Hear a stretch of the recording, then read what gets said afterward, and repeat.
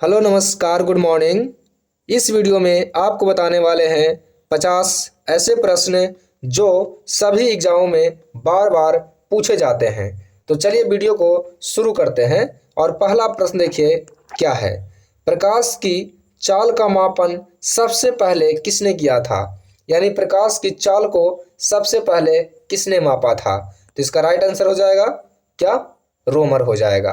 क्या हो जाएगा इसका राइट आंसर? रोमर। आप जानते हैं कि जो श्वेत प्रकाश होते हैं, श्वेत प्रकाश उसमें उसमें कितने रंग होते हैं? 7 रंग होते हैं। श्वेत प्रकाश में कितने रंग होते हैं?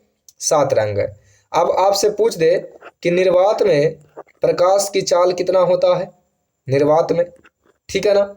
और आपसे पूछ दे कि जल में प्रकाश की चाल कितना होता है?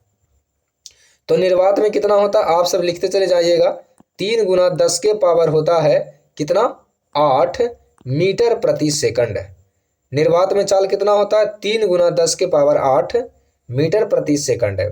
अगर जल में प्रकाश की चाल कहे तो 2.25 गुना 10 के पावर 8 मीटर प्रति सेकंड होता है। ठीक है, तो ये प्रकाश की चाल हो गया निर्वात में और जल में हो गया। अब आपसे पूछते हैं कि आप ये बताइए कि आइंस्टीन का नाम सुने हैं? इन्होंने E बराबर mc² एक फॉर्मूला दिए थे। E बराबर mc² एक फॉर्मूला दिए थे जिसे कहते हैं सापेक्षता का सिद्धांत। क्या कहते हैं? सापेक्षता का सिद्धांत कहते हैं। इसमें E क्या है? E का मतलब होता है ऊर्जा। E का मतलब क्या होता है? ऊर्जा। M का मतलब होता है द्रव्यमान और C का मतलब होता है प्रकाश की चाल। समझ में आया? तो चलिए अब आपको बताते हैं कि बताइए, आपको बताना है कि आइंस्टीन, भारत का आइंस्टीन किसे कहा जाता है? तो भारत का आइंस्टीन कहते हैं नागार्जुन को। भारत का आइंस्टीन किसे कहा गया है? नागार्जुन को कहते हैं भारत का आइंस्टीन कहा जाता है। अब एक प्रश्न और बता दीजिए आप ये बताइए कि जो सूर्य से प्रकाश आती है पृथ्वी पर, सूर्य से प्रकाश आती है पृथ्वी पर, वो कितने समय में आती है? तो इसका राइट आंसर हो जाएगा 8 मिनट लगता है और 20 सेकंड लगता है सूर्य से पृथ्वी पर प्रकाश आने में। ठीक है ना। चलिए आगे प्रश्न बढ़ते हैं। अगला प्रश्न है, कोरिनोग्राफ का प्रयोग किया जाता है किसमें? कोरिनोग्राफ। तो कोरिनोग्राफ का प्रयोग किया जाता है किसमें? तो सूर्य के कोरोना को देखने तथा उसका फोटोग्राफ लेने में। कोरिनोग्राफ का प्रयोग किसमें किया जाता है? सूर्य के जो कोरोना होते हैं ना, उसको देखने में और उसका फोटो लेने में किया जाता है। अब आपसे पूछ देगा कि मानव के शरीर में रक्त का अध्ययन क्या कहलाता है? रक्त का अध्ययन, तो रक्त का अध्ययन क्या कहलाता है? हिरमेटोलॉजी कहलाता है। क्या कहलाता है? हिरमेटोलॉजी कहलाता है। ठीक है, चलिए आगे बढ़ते हैं। राष्ट्रीय ध्वज का सफेद रंग किसका प्रतीक होता है? जो राष्ट्रीय ध्वज होते हैं उसका सफेद रंग किसका प्रतीक होता है? तो सफेद रंग जो होता है सत्य एवं पवित्रता का प्रतीक होता है। सत्य एवं पवित्रता का प्रतीक होता है। आप देखे होंगे जो भारत का राष्ट्रीय ध्वज है, तिरंगा झंडा, उसमें देखे होंगे 3 रंग होते हैं। कितने रंग होते हैं? 3 रंग। तो 3 रंग होते हैं, तो उसके बारे में जरा आपको बता देते हैं। 3 रंग में सबसे ऊपर क्या होता है? केसरिया। सबसे ऊपर क्या होता है? केसरिया रंग, जो जागृति, शौर्य और त्याग का प्रतीक है। त्याग का प्रतीक है। जागृति, शौर्य और त्याग का प्रतीक है। बीच में सफेद होता है जो आपको बता दिए हैं सत्य और पवित्रता का है। ठीक है ना। उसके बाद में जो नीचे होता है वो हरी होती है। ठीक है ना, जो समृद्धि का प्रतीक है। जो किसका प्रतीक है? समृद्धि का प्रतीक है। और आपको ये बताना है कि भारत सरकार के द्वारा तिरंगा झंडा को कब अपनाया गया था? तो कब अपनाया गया था? 22 जुलाई 1947 ईस्वी को अपनाया गया था संविधान के द्वारा तिरंगा झंडा को। अब आपसे पूछ दे कि जो तिरंगे झंडे होते हैं उसके लंबाई और चौड़ाई का अनुपात कितना होता है। लंबाई चौड़ाई का अनुपात कितना होता है, तो लंबाई का 3 और चौड़ाई का 2 होता है। बीच में आप देखे होंगे एक चक्र होते हैं, बीच में एक क्या होते हैं, चक्र होते हैं जो प्रगति का प्रतीक है। तो चक्र होते हैं तो उसमें कितनी तिलियां होती है, तो आपको मालूम होगा कितनी तिलियां होती है, 24 तिलियां होती है, ठीक है ना, 24 तिलियां होती है। और एक कैलेंडर अपनाया गया है 22 मार्च 1957 को, शक संवत पर आधारित कैलेंडर जो हम सब के यहाँ चलता है वो अपनाया गया है। शक संवत पर आधारित कब, 22 मार्च 1947 ईस्वी को अपनाया गया है, जिसका पहला महीना क्या होता है, जिसका पहला महीना चैत होता है और लास्ट महीना क्या होता है बताइए। तो लास्ट महीना आपको बताना है कमेंट करके, ठीक है। चलिए आगे बढ़ते हैं। 4 नंबर प्रश्न देखिए। 4 नंबर प्रश्न है, कंप्यूटर में प्रोग्रामन हेतु विकसित की गई प्रथम भाषा कौन थी। तो प्रथम भाषा थी फोर्ट्रॉन। ये इंपॉर्टेंट प्रश्न है। प्रथम भाषा क्या थी, फोर्ट्रॉन प्रथम भाषा थी। ये कोबोल क्या है, कोबोल एक उच्च स्तरीय भाषा है। कोबोल क्या है, उच्च स्तरीय भाषा है। देखिए कंप्यूटर जो होते हैं ना 3 प्रकार के होते हैं। कंप्यूटर कितने प्रकार के होते हैं, 3 प्रकार के होते हैं। एक होता है, देखिए एक होता है डिजिटल कंप्यूटर, डिजिटल डिजिटल, ठीक है, डिजिटल होता है एक होता है एनालॉग, एनालॉग होता है, एक होता है हाइब्रिड, हाइब्रिड। 3 प्रकार के कंप्यूटर होते हैं। आईबीएम आपसे पूछ सकता है आईबीएम क्या है। आईबीएम एक कंप्यूटर की कंपनी है। अब आपसे पूछेंगे कि कंप्यूटर में जो अशुद्धि होते हैं, कंप्यूटर में जो अशुद्धि होते हैं उसे किस नाम से जानते हैं। कंप्यूटर की अशुद्धि को कहते हैं बग कहते हैं। क्या कहते हैं, बग कहते हैं, बग। अगला प्रश्न 5 नंबर देखिए। किसकी उपस्थिति के कारण शरीर के अंदर रक्त का थक्का नहीं जमता है। तो शरीर के अंदर अगर रक्त जम जाएगा तो पूरा का पूरा शरीर टाइट हो जाएगा, आदमी मर सकता है जल्दी से।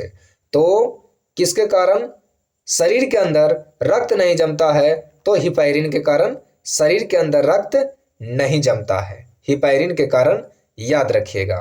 यह फाइब्रिनोजेन क्या है, फाइब्रिन क्या है, फाइब्रिन ये रक्त थक्का बनाने के लिए काम करता है। ये प्रोटीन है एक प्रकार का। फाइब्रिन क्या है, एक प्रकार का प्रोटीन है जो थक्का बनाने का कार्य करता है। अगर किसी आदमी का शरीर का कोई भी अंग थोड़ा सा कट जाता है तो यही जब हवा के माध्यम से हवा के संपर्क में आता है तो वो क्या करता है, जमा देता है। और जमाने से क्या होता है कि रक्त का जो क्लोटिंग है, जो रक्त का बहना है वो क्या होता है, बंद हो जाता है। तो देखिए शरीर के अंदर नहीं जमने देता है कौन, हिपैरिन। शरीर के बाहर जमा देता है कौन, फाइब्रिनोजेन, ठीक है ना।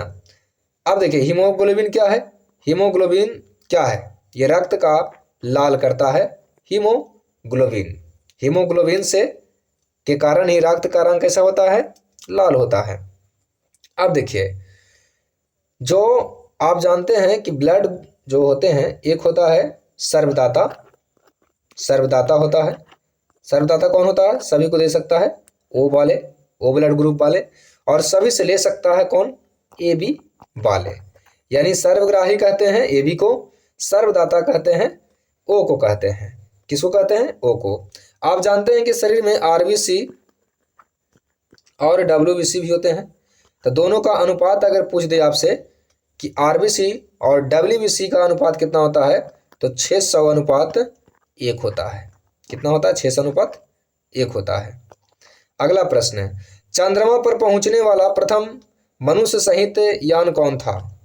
चंद्रमा पर पहुंचने वाला अपोलो 2 कह सकते हैं इसको। अपोलो 2 सबसे पहले पहुंचा था, 1969 में पहुंचा था। ये अमेरिका के द्वारा भेजा गया था। और सबसे पहले कौन गए थे, नील आर्मस्ट्रॉन्ग गए थे, आपको मालूम होगा, ठीक है ना। सबसे पहले कौन गए थे, नील आर्मस्ट्रॉन्ग गए थे। अब आपसे पूछ देगा मान लिया जाए कि प्रथम अंतरिक्ष यात्री कौन था, अंतरिक्ष में प्रवेश करने वाले अंतरिक्ष यात्री पहला कौन था, तो ये रूस के रहने वाले थे यूरी गागरिन। यूरी गागरिन रूस के रहने वाले थे, ये 1961 में गए थे, ये मेजर यूरी गागरिन। ये तो पुरुष थे, महिला वेलेंतीना तेरेस्कोवा थी। कौन? वेलेंतीना तेरेस्कोवा। और भारत की ओर से अगर पूछ दे तो कौन गया था सबसे पहले? राकेश शर्मा। राकेश शर्मा, राकेश शर्मा सबसे पहले गए थे। ठीक है ना। आगे प्रश्न 7 नंबर देखिए, पूरा डिस्कशन के साथ आपको बताएंगे, और वीडियो थोड़ा सा भी आपको हेल्प कर रहा हो ना तो सब्सक्राइब चैनल को जरूर कर लें, वीडियो को लाइक जरूर कर दें और अपने दोस्तों के पास शेयर जरूर कर दें। अंटार्कटिका महाद्वीप के किस भाग में भारत का स्थायी केंद्र स्थित है? तो किस भाग में बताइए? तो ये है क्वीन मेरी लैंड में स्थित है। किसमें? क्वीन मेरी लैंड में स्थित है।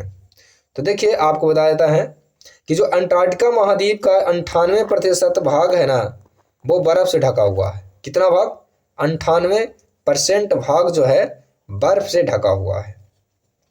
अगला प्रश्न इंपॉर्टेंट प्रश्न 8 नंबर देखिए। 8 नंबर देखिए, निकट दृष्टि दोष में दूर वाली वस्तु का प्रतिबिंब बनता है। दूर वाली वस्तु का प्रतिबिंब कहाँ बनता है, ये आपसे पूछा गया है। तो देखिए, निकट दृष्टि दोष में रेटिना के आगे प्रतिबिंब बनता है, रेटिना के आगे, और दूर दृष्टि दोष में रेटिना के पीछे बनता है। ठीक, दूर दृष्टि दोष में रेटिना के पीछे बनता है और निकट दृष्टि दोष में रेटिना के आगे बनता है। तो दूर दृष्टि दोष में उत्तल लेंस का प्रयोग करते हैं, उत्तल लेंस का चश्मा लगेगा जिसको हो जाए दूर दृष्टि दोष जिसको, और जिसको निकट दृष्टि दोष हो जाए उसका कौन सा लगेगा? अवतल लेंस का चश्मा लगेगा। ठीक है ना। चलिए आगे बढ़ते हैं। अगला प्रश्न है, किसी वस्तु का भार अधिकतम होता है किसमें? किसी वस्तु का भार अधिकतम किसमें होता है? निर्वात में होता है। किसमें? निर्वात में। अब आपसे पूछ दे कि निर्वात में प्रकाश की चाल क्या होती है? अधिकतम होती है। तो कितना होता है? निर्वात में प्रकाश की चाल सबसे अधिकतम होती है, कितना होता है? तो 3 × 10⁸ मीटर प्रति सेकंड है, ये होता है निर्वात में प्रकाश की चाल। और ध्वनि की चाल सबसे ज्यादा किस में होता है? इस्पात में, स्टील में। ध्वनि की चाल सबसे ज्यादा किस में होता है? स्टील में होता है। अगला प्रश्न देखिए 10वां नंबर, थोड़ा इसे मिटा देते हैं तो साफ हो जाएगा। पृथ्वी के भौगोलिक अक्ष और चुंबकीय अक्ष के बीच लगभग कितने डिग्री का कोण का अंतर होता है? तो 18 डिग्री का। कितने डिग्री का? 18 डिग्री का। अब आपसे पूछ दें कि बताइए कि चंद्रमा को कौन सा ग्रह कहा जाता है? तो चंद्रमा को कहा जाता है जीवाश्म ग्रह, जीवाश्म ग्रह कहा जाता है। सूर्य जो है किधर से किधर घूमता है? सूर्य अपने अक्ष पर पूरब से पश्चिम घूमता है, पूरब से पश्चिम, पूरब से पश्चिम घूमता है सूर्य। अगर पृथ्वी की बात करें तो पश्चिम से पूरब की ओर घूमता है पृथ्वी, इसका उल्टा कौन घूमता है? सूर्य घूमता है। ठीक है। सबसे बड़ा क्षुद्र ग्रह का नाम पूछे तो कौन है? सबसे बड़ा क्षुद्र ग्रह का नाम बताइए। तो सेरस है। कौन है? सेरस। और इसका खोज किसने किया था? पियाजी। पियाजी खोज किए थे सेरस का खोज। अब आपसे पूछते हैं कि बृहस्पति का कलर कैसा होता है? तो बृहस्पति का कलर कैसा होता है? पीला, पीला होता है बृहस्पति का कलर। और बृहस्पति का सबसे बड़ा उपग्रह का नाम क्या है? गैनीमेड। गैनीमेड है बृहस्पति का सबसे बड़ा उपग्रह का नाम।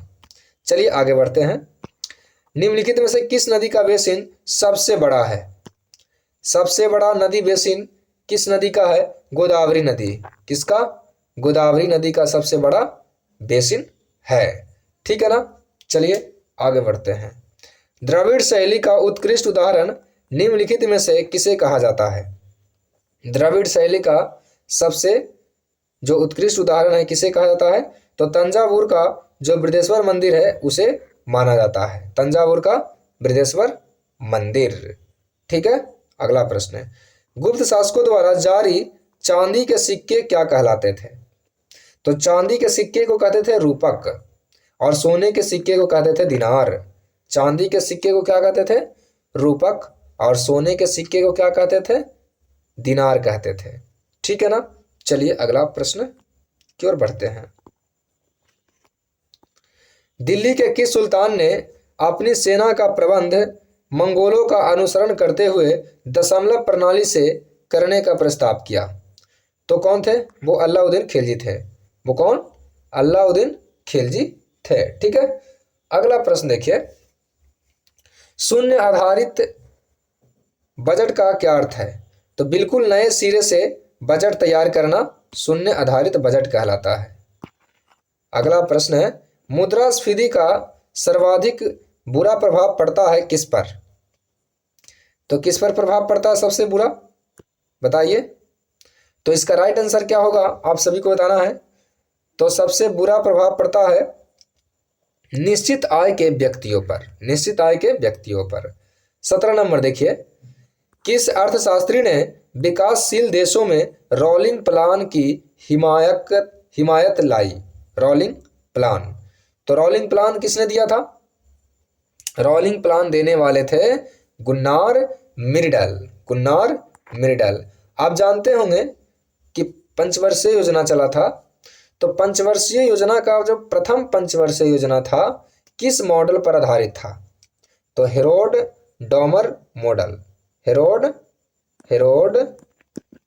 हेराल्ड इसको बोलते हैं, Herald Domar model. Domar model था पहला।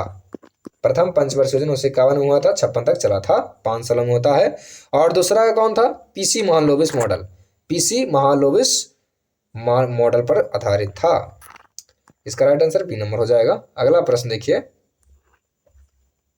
अगला प्रश्न है, शिवाजी के 8 मंत्रियों की परिषद को अष्टप्रधान कहा जाता था, जिसका प्रधान कौन होता था? जिसका प्रधान कौन होता था?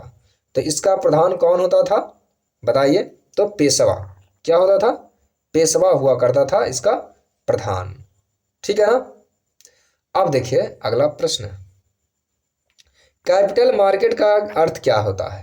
कैपिटल मार्केट का अर्थ क्या होता है? कैपिटल मार्केट का क्या अर्थ होता है बताइए। इसका राइट आंसर क्या होगा? कैपिटल मार्केट का क्या अर्थ होता है? इसका कमेंट में आप जवाब दीजिए। ठीक है ना। अगला प्रश्न 20 नंबर देखिए। 20 नंबर देखिए, कार्बोहाइड्रेट निम्नलिखित में से किसमें नहीं पाया जाता है? कार्बोहाइड्रेट किसमें नहीं पाया जाता है? तो पालक में कार्बोहाइड्रेट नहीं पाया जाता, इसमें लोहा पाया जाता है। ठीक है।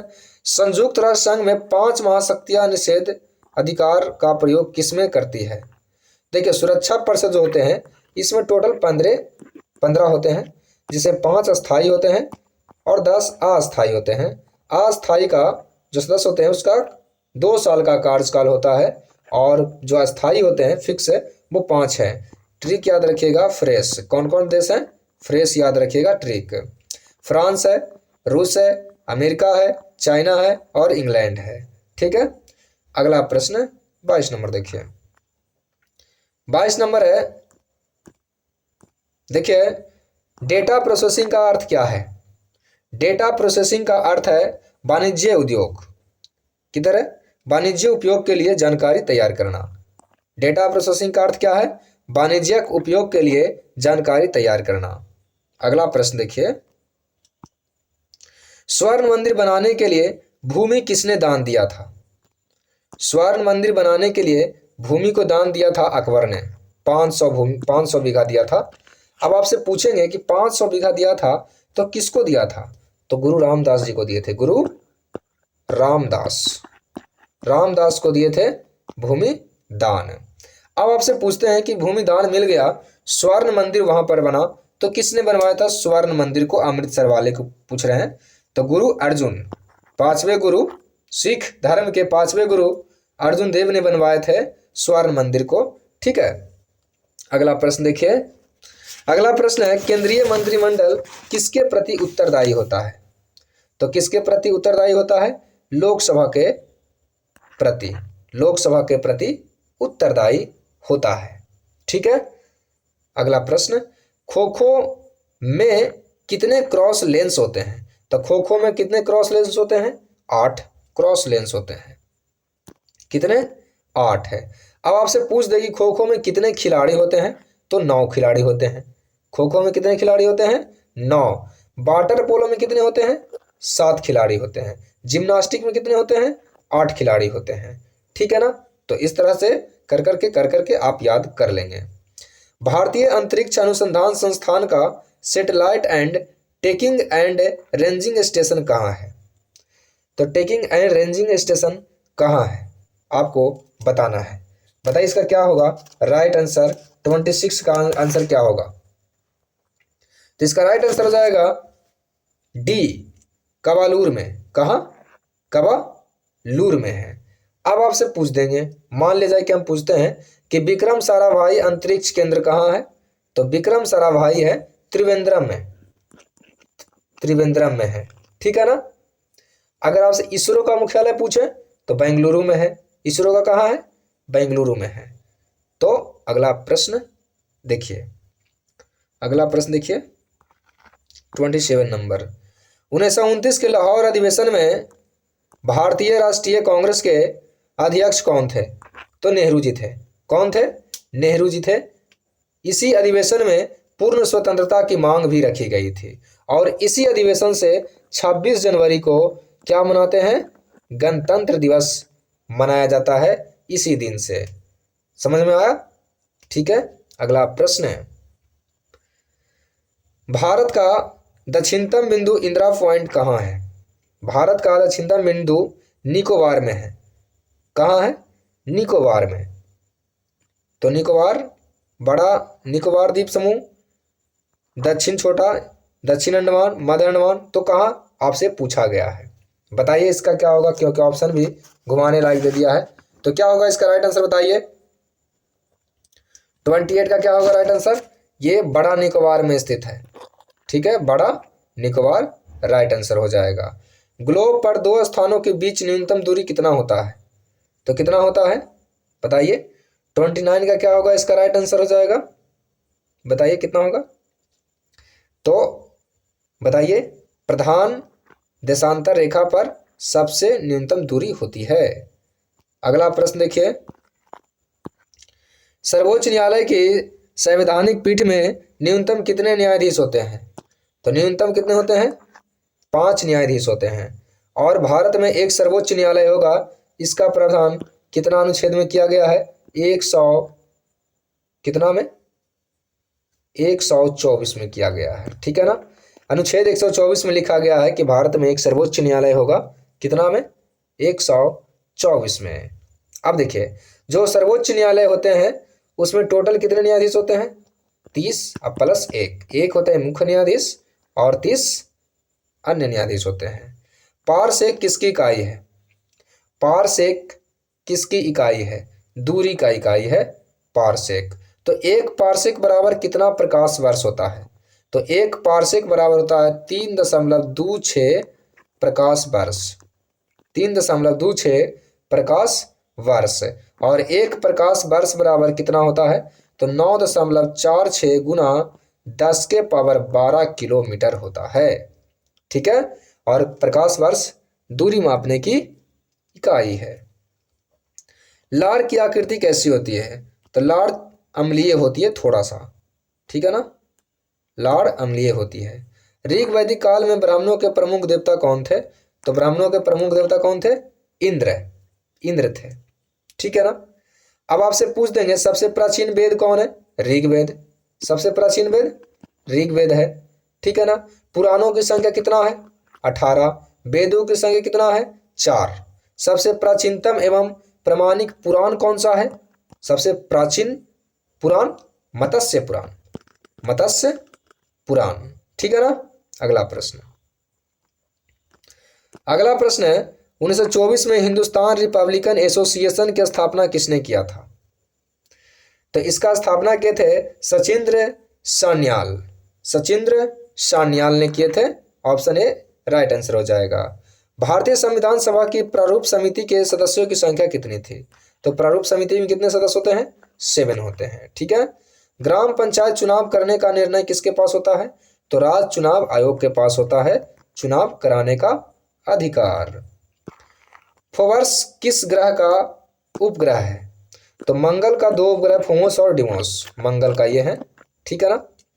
उरी जल विद्युत परियोजना किस राज्य में है? तो उरी कहाँ है? जम्मू कश्मीर में। आपको बताना है कोयना कहाँ है? कोयना परियोजना कहाँ है? महाराष्ट्र में है। मयूराक्षी परियोजना कहाँ है? मयूराक्षी परियोजना पश्चिम बंगाल में है। उकाई परियोजना कहाँ है? उकाई तो गुजरात में है। ठीक है। भारत की देशी रियासतों के विलय में जिन 2 व्यक्तियों ने महत्वपूर्ण भूमिका निभाई वो कौन कौन थे? तो देखिए, तो भारत को बनाने में जो महान व्यक्ति थे वो सरदार वल्लभ भाई पटेल थे और बीपी मेनन थे। इन्होंने बहुत भूमिका निभाए थे। और आपको पता है कि भारत का प्रथम उप प्रधानमंत्री कौन थे? ये सरदार वल्लभ भाई पटेल जी ही थे। और इन्हें क्या कहते हैं? भारत का बिस्मार्क या लौह पुरुष कहते हैं। ठीक है। और इसे पटेल यानी कि सरदार की उपाधि किसे दिए थे? तो बारदौली की महिलाओं ने दिए थे। बारदौली के महिलाओं ने बोले थे सरदार। राज्यों को भाषा के आधार पर गठित करने हेतु 1948 में गठित प्रथम आयोग का अध्यक्ष कौन थे? तो एसके धर थे। कौन? एसके धर। एसके धर। अगला प्रश्न, डॉक्टर भीमराव अंबेडकर ने किस मौलिक अधिकार को संविधान के हृदय तथा आत्मा की संज्ञा दिया है? तो किसे कहा गया है? बताइए। तो प्रस्तावना को संविधान का आईना कहा गया है। प्रस्तावना को क्या कहा गया है? संविधान का आईना कहा गया है। तो किसे, इसका राइट आंसर क्या होगा बताइए? इसका राइट आंसर क्या हो जाएगा? संवैधानिक संरक्षण का अधिकार। ऑप्शन सी राइट आंसर हो जाएगा। राष्ट्रपति द्वारा अवकाश प्राप्त करने की आयु क्या है? तो राष्ट्रपति का रिटायर होने का कोई अवधि नहीं है, लेकिन बनने का अवधि है। कितने उम्र तक बन सकता, मतलब कम से कम कितना होना चाहिए? 35 होना चाहिए। बाकी जितना भी हो जाए कोई दिक्कत नहीं है। ठीक है। अवकाश प्राप्त करने की आयु सीमा नहीं है। उपराष्ट्रपति बनने के लिए कम से कम 35, राष्ट्रपति बनने के लिए कम से कम 35, राज्यसभा के सदस्य बनने के लिए कम से कम 30, लोकसभा के सदस्य बनने के लिए कम से कम 25। राज्यसभा के सदस्य का जो कार्यकाल होते हैं 6 वर्ष का, लोकसभा का सदस्य के कार्यकाल होते हैं 5 वर्ष का। ठीक है ना। चलिए, और इनका भी कार्यकाल कितने वर्ष का होता है? 5 वर्ष का होता है राष्ट्रपति और उपराष्ट्रपति जी का। अगला प्रश्न है, निम्नलिखित में से कौन से विधेयक पर राष्ट्रपति को अनिवार्य रूप से हस्ताक्षर करने पड़ते हैं और वे पुनर्विचार के लिए वापस नहीं भेज सकते हैं? किसे द्वारा वापस नहीं भेज सकते हैं? तो ये धान विधेयक को नहीं भेज सकते हैं। ऑप्शन क्या हो जाएगा? ए धान विधेयक। अगला प्रश्न देखिए, निम्नलिखित में से किस संस्था की अध्यक्षता का ऐसा व्यक्ति करता है जो संसद का सदस्य नहीं होता है? तो वो होते हैं कौन? राज्यसभा के सभापति। कौन है? उपराष्ट्रपति होते हैं। कौन होते हैं? उपराष्ट्रपति होते हैं। एपिग्राफी में किसका अध्ययन किया जाता है? एपिग्राफी। एपिग्राफी में किसका अध्ययन होता है? शिलालेख का अध्ययन होता है एपिग्राफी में। ठीक है ना। अगला प्रश्न, किस ऋग्वेद संहिता या मंडल ने पहली बार शूद्र को परिचित कराई? 10वें का यह हो जाएगा 10वीं। घाटिका क्या है? तो घाटिका उच्च शिक्षा के ब्राह्मण संस्थान है। घाटिका। भारत और पश्चिमी एशिया में मानसून मार्ग की खोज किसने किया था? हिप्पालस। किसने किया था? हिप्पालस लिखा। और लास्ट प्रश्न है, सूर्य के संदर्भ में चंद्रमा की एक परिक्रमा में कितना समय लगता है? तो कितना समय लगता है बताइए? सूर्य के संदर्भ में चंद्रमा की एक परिक्रमा करने में कितना समय लगता है? बताइए, इसका क्या होगा राइट आंसर। और ये आज का लास्ट प्रश्न है और अगले वीडियो में बताया जाएगा। ये एक संयुति मास होता है। ठीक है ना। तो वीडियो अच्छा लगा हो तो सब्सक्राइब लाइक जरूर कर दें और एक प्यारा सा कमेंट जरूर कर दें। वीडियो देखने के लिए आप सभी को बहुत बहुत धन्यवाद।